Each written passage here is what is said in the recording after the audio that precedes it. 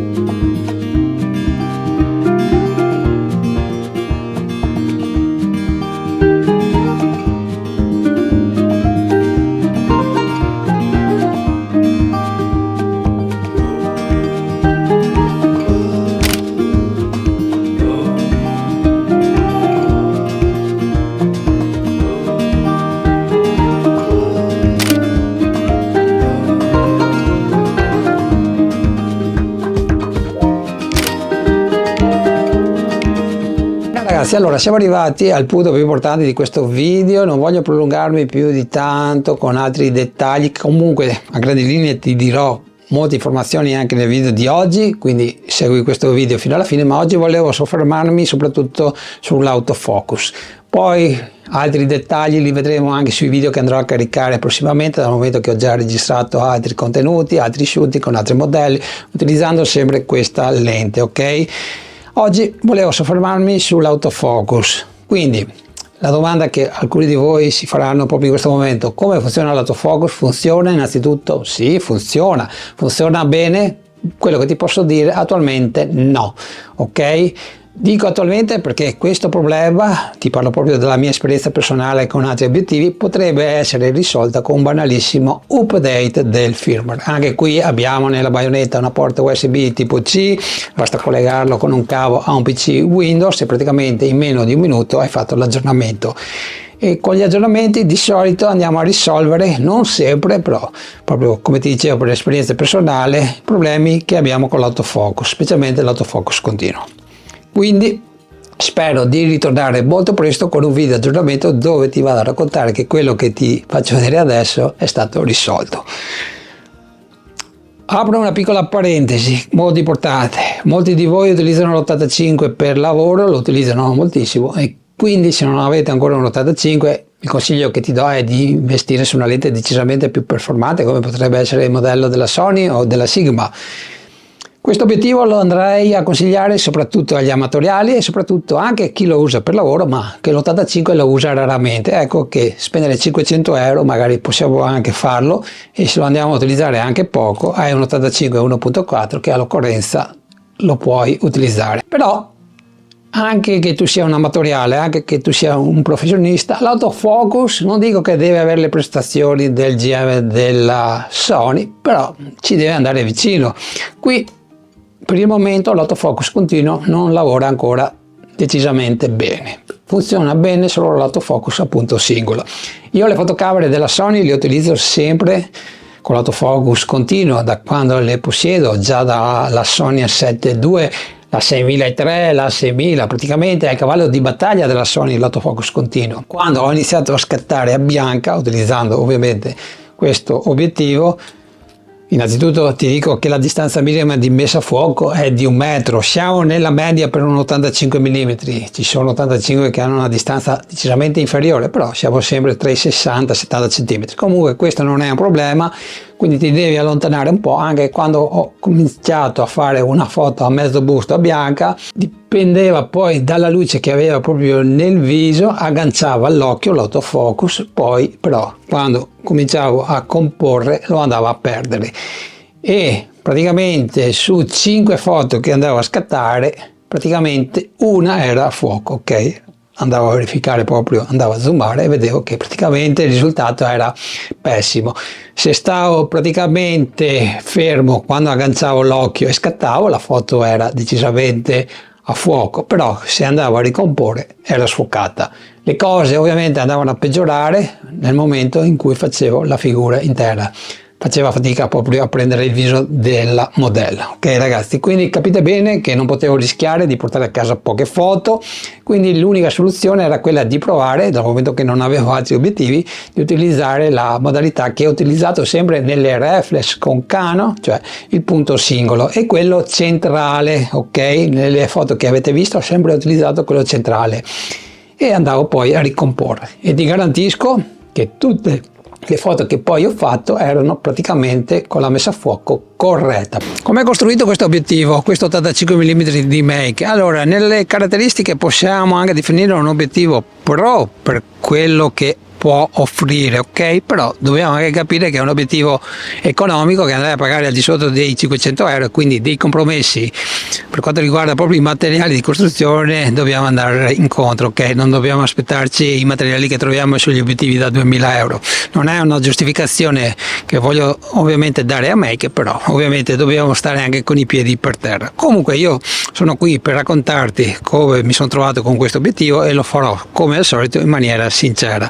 Allora, innanzitutto un barilotto completamente in plastica, esclusa la baionetta che è in metallo, che tra l'altro è anche tropicalizzata dal momento che ha una guarnizione di color rosso, molto utile per la polvere e per qualche gocciolina d'acqua, ok? Sempre molto apprezzata questa cosa quando la troviamo sugli obiettivi. Il barilotto è in plastica e la sensazione di costruzione secondo me è più che sufficiente, ok? Ho visto di meglio, ho visto di peggio. Abbiamo la lente principale con un diametro praticamente da 77 mm, quindi come gli obiettivi 85 che ho sempre posseduto, quindi bella ampia, e praticamente puoi continuare a utilizzare i tuoi vecchi filtri ND se già li possiedi con questo diametro. Allora, nel barilotto abbiamo vari tasti. Innanzitutto abbiamo la ghiera per la messa a fuoco in manuale, ok, che può tornarti utile specialmente quando fotografi contro luce delle modelle, e abbiamo lo switch proprio per disattivare la modalità da automatica a manuale, quindi non devi entrare nel menu della Sony, quindi un'operazione che farai in maniera veloce, ok. Due paroline su questa ghiera: non è il massimo della fluidità, però tutto sommato è abbastanza utilizzabile. Hanno messo tra l'altro il tastino che puoi personalizzare, che io apprezzo sempre, che puoi ovviamente richiamare una funzione a tuo piacimento, e una cosa molto importante per alcuni di voi, la ghiera dell'apertura dei diaframmi, ok. Si passa da F16 a F1.4 con un terzo di stop, cliccabile, non è fluida, quindi un piccolo rumore si sente sempre. Per i fotografi non è un problema, magari per i videomaker potrebbe esserlo, però tutto sommato è un compromesso che possiamo ovviamente anche perdonare a maker. Pausa caffè, ragazzi. Sono qui nella mia postazione e colgo l'occasione per farti vedere innanzitutto la confezione, eccola qui, nulla di particolare, però al suo interno c'è tutto quello che ci serve. Innanzitutto l'obiettivo, eccolo qui, che adesso vado a pesare, e il paraluce e i due tappi, quello della lente anteriore e il copri baionetta. Allora, qui nella confezione tra l'altro in bella vista sono riportate tutte le specifiche, comunque tu vai a vedere nel sito se magari ti possono interessare. Comunque adesso te le vado a dire almeno quelle più importanti.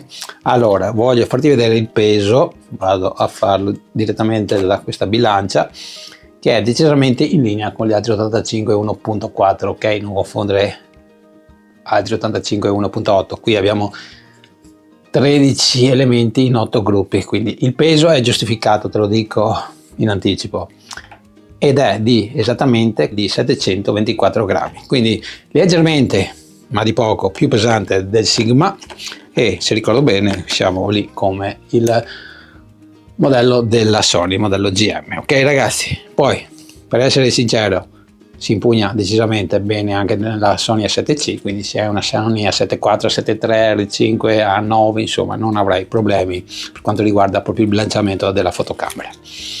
Prima però di leggerti le caratteristiche, quelle più importanti, voglio farti notare più che altro un problemino che almeno nel mio esemplare c'è e che spero che la Maker vada a risolvere, ok? Allora, quando apro e chiudo il diaframma si sente proprio che vibra, ok? Adesso vado a fare questa operazione in silenzio, non vado ad avvicinarmi troppo al microfono che ho proprio qui, così puoi sentire quello che dovresti sentire, anzi spero che tu non senta se vai a acquistare questo obiettivo.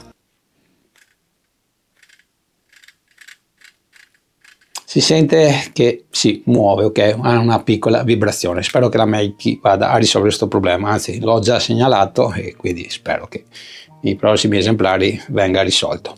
Quindi, detto questo, cosa c'è da aggiungere che è decisamente importante? Allora, innanzitutto 12 lamelle, quindi il bokeh visto che è decisamente molto bello, almeno a me piace. Apertura massima abbiamo detto è di f1.4, quella minima è di f16, distanza minima di messa a fuoco 98 cm, quindi praticamente 1 metro, e il diametro dei filtri è di 77 mm. Bene ragazzi, allora siamo arrivati quasi al termine di questo primo video dedicato a questa nuova lente di Make 85 mm 1.4. Come già detto più volte durante proprio questa recensione, ti porterò altri contenuti e soprattutto con backstage, quindi se non l'hai ancora fatto iscriviti al canale. Sarebbe gradito da parte tua, se il video ti è piaciuto, un semplice like che aiuta proprio il sottoscritto a mantenere vivo questo canale, ok? Allora, voglio concludere però lasciandoti altre informazioni che sicuramente molti di voi vogliono già nel video di oggi. Per quanto riguarda la nitidezza, allora io tutte le foto che hai visto e anche quelle che ho fatto già, che vedrai nei prossimi video, ho sempre utilizzato la massima apertura. Qualche volta ho scattato anche a f2, f1.8 e anche f2.5, ok. Comunque, per quanto riguarda la nitidezza, quando scatti alla massima apertura f1.4, la nitidezza, come tutti gli obiettivi, praticamente ce l'hai solo al centro, e ti posso dire che è una nitidezza che è decisamente molto valida. Cosa voglio dire? Che praticamente, personalmente, in post-produzione io raramente sono andato ad aggiungere nitidezza, ok? Quindi il risultato è decisamente valido. Ovviamente più andrai a chiudere, più tutta la foto sarà nitida. Già f2.5 hai un risultato che secondo me è molto utilizzabile anche per fotografie dove devi ovviamente scattare cose particolari, ok ragazzi? Comunque nella fotografia di ritratto f1.4 e f1.8 va più che bene, ok ragazzi. Per quanto riguarda la distorsione, il mio occhio non l'ha percepita. Tra l'altro non mi risulta attualmente sia disponibile un profilo per Lightroom, lo dico per la vignettatura che c'è, sì, c'è un po' f1.4 fino a f1.8, ma nella fotografia di ritratto non dà fastidio e non è così invasivo, ok? Comunque si può togliere con altri sistemi, non serve proprio un profilo dedicato, ok ragazzi? Un po' di flare è normale per un 85 mm, ok ragazzi? Comunque io chiudo qua, vi saluto. Se avete ovviamente domande da farmi di questo obiettivo, vi aspetto qui sotto nei commenti. Ciao e alla prossima!